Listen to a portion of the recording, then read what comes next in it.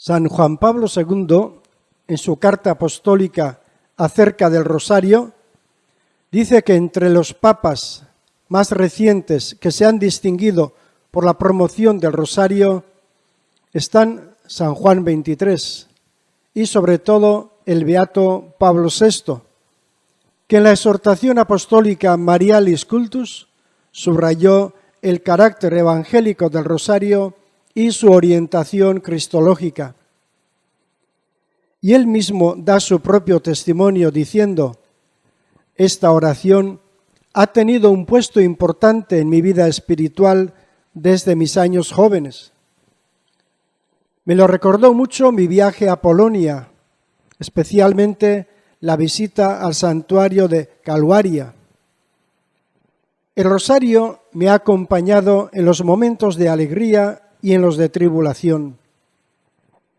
A él he confiado tantas preocupaciones y en él siempre he encontrado consuelo. El día 29 de octubre de 1978, 2 semanas después de la elección para la sede de Pedro, como abriendo mi alma me expresé así: el rosario es mi oración predilecta, plegaria maravillosa, maravillosa en su sencillez y en su profundidad. Se puede decir que el rosario es, en cierto modo, un comentario oración sobre el capítulo final de la Constitución Lumen Gentium del Vaticano II, capítulo que trata de la presencia admirable de la Madre de Dios en el misterio de Cristo y de la Iglesia. En efecto, con el trasfondo de las Ave Marías, pasan ante los ojos del alma los episodios principales de la vida de Jesucristo. El rosario en su conjunto consta de misterios gozosos, dolorosos y gloriosos, y nos ponen en comunión vital con Jesús a través del corazón de su madre. Al mismo tiempo, nuestro corazón puede incluir en estas decenas del rosario todos los hechos que entraman la vida del individuo, de la familia, de la nación, de la Iglesia y de la humanidad entera. Experiencias personales o del prójimo, sobre todo de las personas más cercanas o que llevamos más en el corazón. De este modo, la sencilla plegaria del rosario sintoniza con el ritmo de la vida humana. Cuántas gracias he recibido de la Santísima Virgen a través del rosario en todos estos años de pontificado. Magnificat anima mea Dominum. Deseo elevar mi agradecimiento al Señor con las palabras de su Madre Santísima, bajo cuya protección he puesto mi ministerio petrino, totus tuus.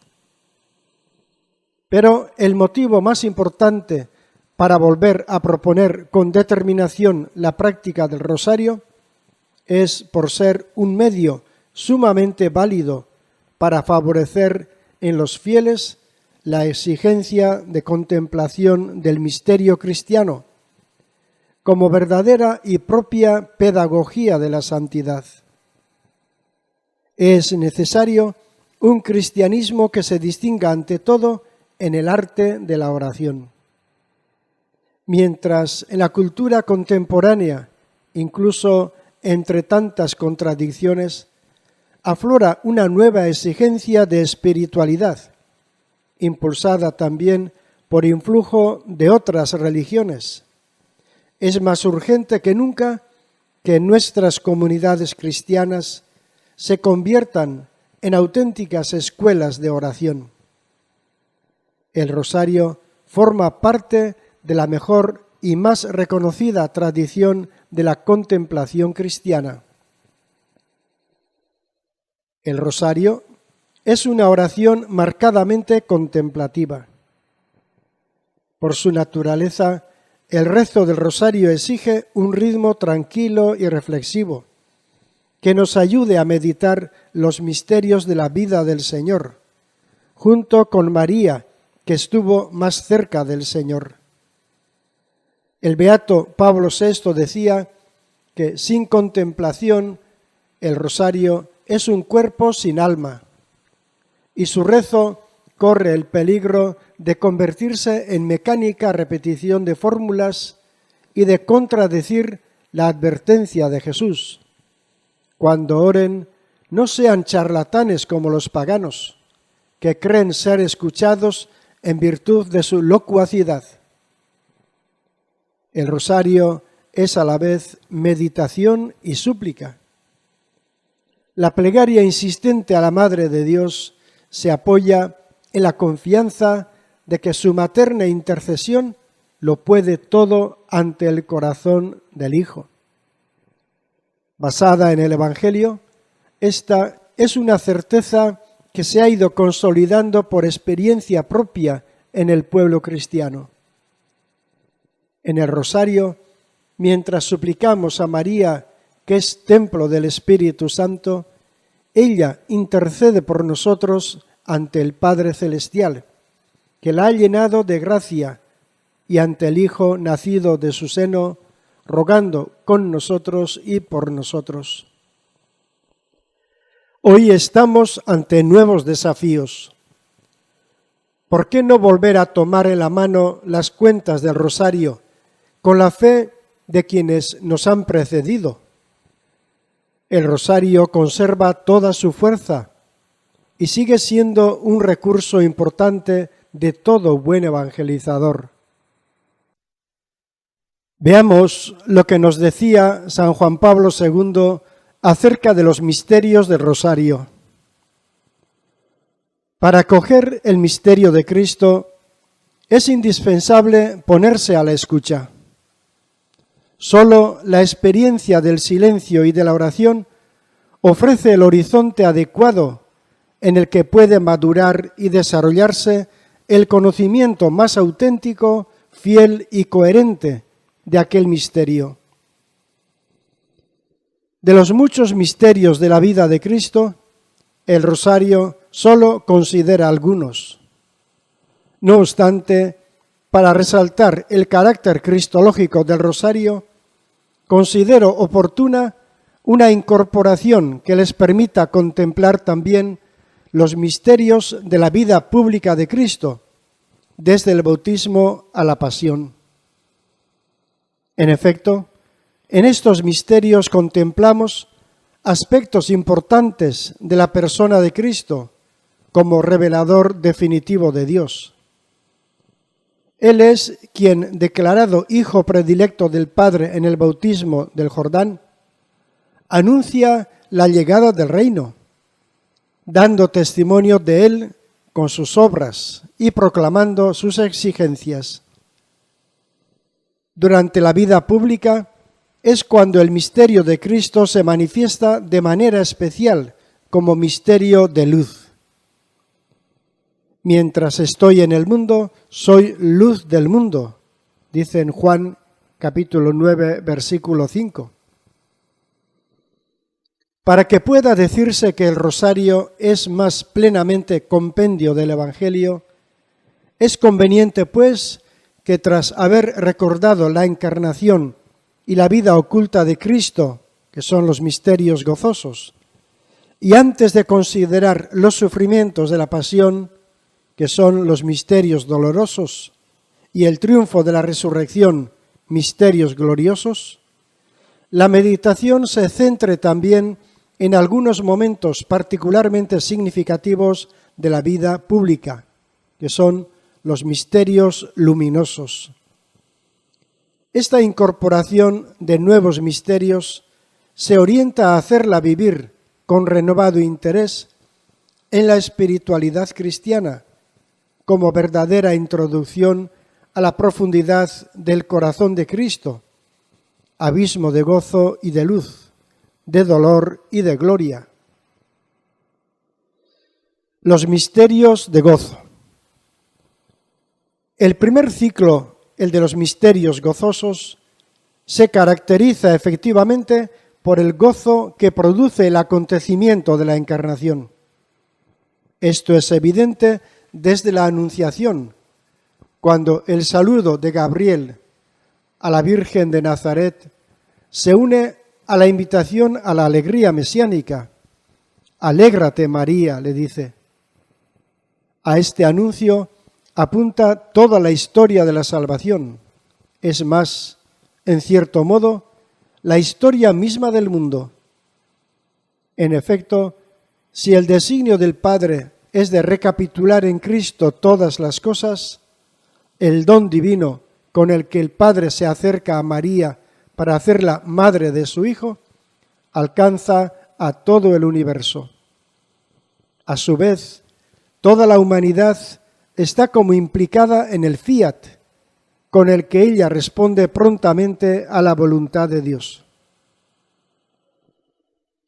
El regocijo se percibe en la escena del encuentro con Isabel, donde la voz misma de María y la presencia de Cristo en su seno hacen saltar de alegría a Juan.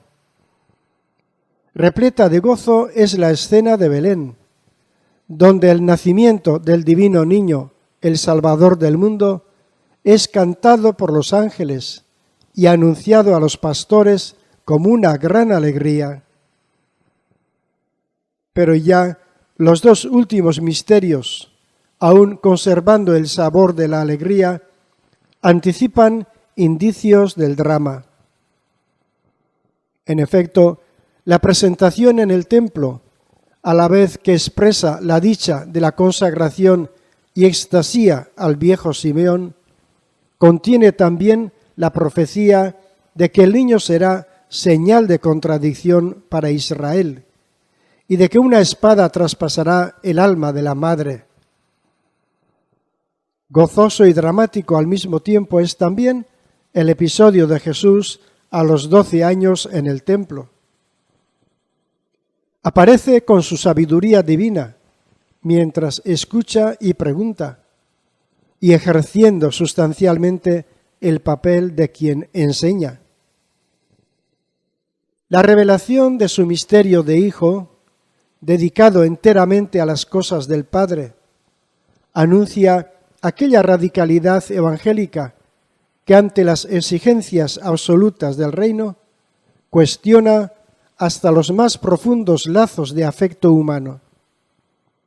José y María mismos, sobresaltados y angustiados, no comprendieron sus palabras. De este modo, meditar los misterios gozosos significa adentrarse en los motivos últimos de la alegría cristiana y en su sentido más profundo. Significa fijar la mirada sobre lo concreto del misterio de la Encarnación y sobre el sombrío preanuncio del misterio del dolor salvífico. María nos ayuda a aprender el secreto de la alegría cristiana, recordándonos que el cristianismo es ante todo buena noticia, que tiene su centro, o mejor dicho, su contenido mismo en la persona de Cristo, el Verbo hecho carne, único Salvador del mundo. Misterios de luz. Pasando de la infancia y de la vida de Nazaret a la vida pública de Jesús, la contemplación nos lleva a los misterios que se pueden llamar de manera especial misterios de luz. En realidad, todo el misterio de Cristo es luz. Él es la luz del mundo. Pero esta dimensión se manifiesta sobre todo en los años de la vida pública, cuando anuncia el Evangelio del Reino. Deseando indicar a la comunidad cristiana 5 momentos significativos de esta fase de la vida de Cristo, pienso que se pueden señalar: primero, su bautismo en el Jordán; segundo, su autorrevelación en las bodas de Caná; tercero, su anuncio del reino de Dios invitando a la conversión; Cuarto, su transfiguración. Y quinto, la institución de la Eucaristía, expresión sacramental del misterio pascual. Cada uno de estos misterios revela el reino ya presente en la persona misma de Jesús. Misterio de luz es ante todo el bautismo en el Jordán. En él, mientras Cristo, como inocente que se hace pecado por nosotros, entra en el agua del río, el cielo se abre y la voz del Padre proclama Hijo predilecto, y el Espíritu desciende sobre él para investirlo de la misión que le espera. Misterio de luz es el comienzo de los signos en Caná, cuando Cristo, transformando el agua en vino, abre el corazón de los discípulos a la fe, gracias a la intervención de María, la primera creyente. Misterio de luz es la predicación con la cual Jesús anuncia la llegada del reino de Dios e invita a la conversión, perdonando los pecados de quien se acerca a Él con humilde fe, iniciando así el ministerio de misericordia que Él continuará ejerciendo hasta el fin del mundo, especialmente a través del sacramento de la reconciliación confiado a la Iglesia. Misterio de luz por excelencia es la transfiguración, que según la tradición tuvo lugar en el monte Tabor.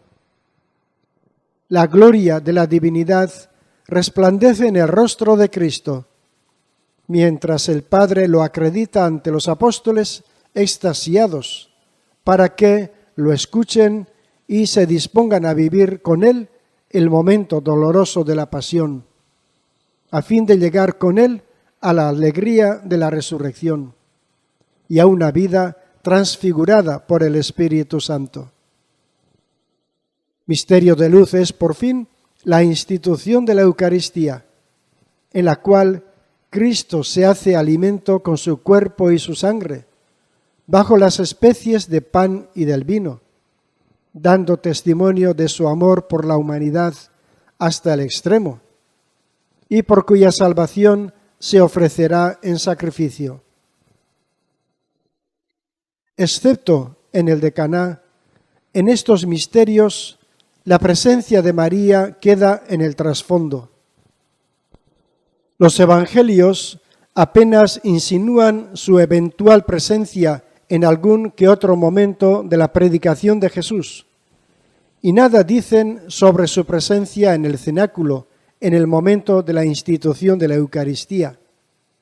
Pero, de algún modo, el cometido que desempeña en Caná acompaña toda la misión de Cristo.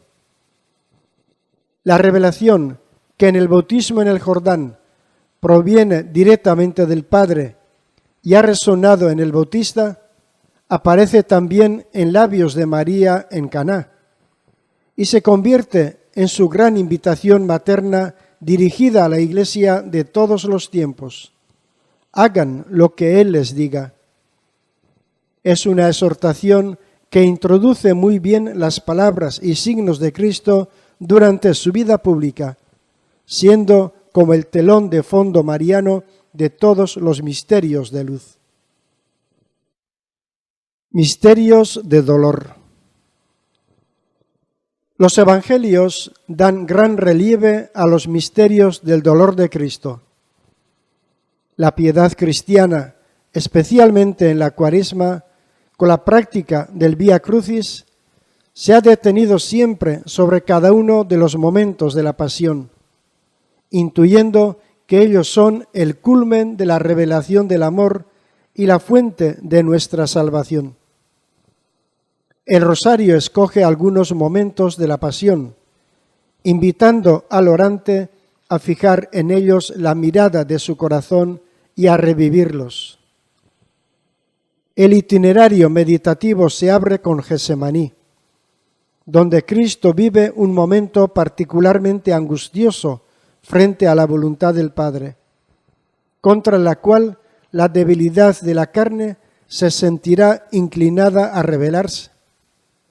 Allí, Cristo se pone en lugar de todas las tentaciones de la humanidad y frente a todos los pecados de los hombres, para decirle al Padre: no se haga mi voluntad, sino la tuya.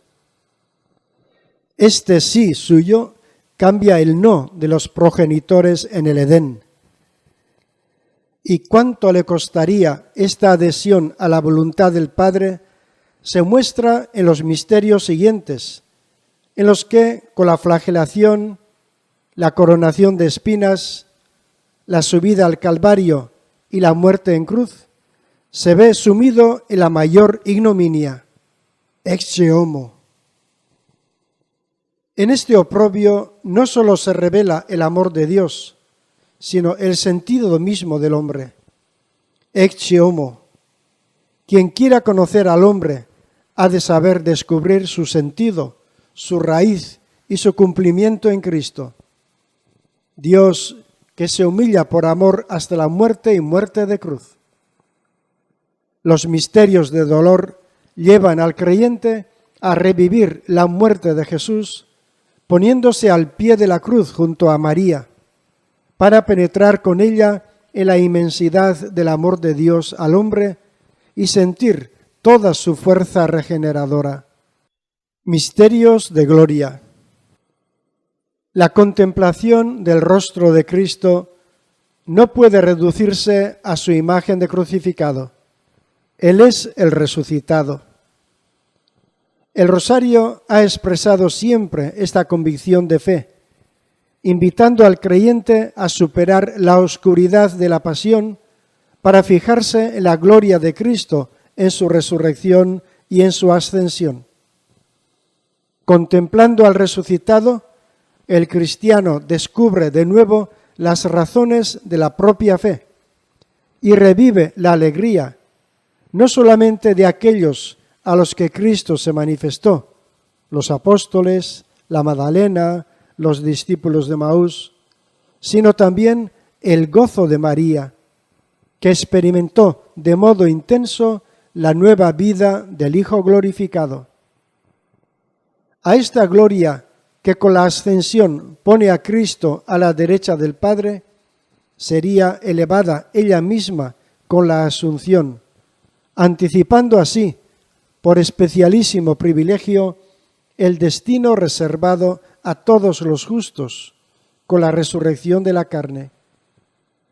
Al fin, coronada de gloria, como aparece en el último misterio glorioso, María resplandece como reina de los cielos y los santos, anticipación y culmen de la condición escatológica de la Iglesia. En el centro de este itinerario de gloria del Hijo y de la Madre, el rosario considera en el tercer misterio glorioso Pentecostés, que muestra el rostro de la Iglesia como una familia reunida con María, avivada por la efusión impetuosa del Espíritu y dispuesta para la misión evangelizadora. La contemplación de este, como de los otros misterios gloriosos, ha de llevar a los creyentes a tomar conciencia cada vez más viva de su nueva vida en Cristo, en el seno de la Iglesia. Una vida cuyo gran icono es la escena de Pentecostés. De este modo, los misterios gloriosos alimentan en los creyentes la esperanza en la meta escatológica, hacia la cual se encaminan como miembros del pueblo de Dios peregrino en la historia. Esto les impulsará necesariamente a dar un testimonio valiente de aquel gozoso anuncio que da sentido a toda su vida.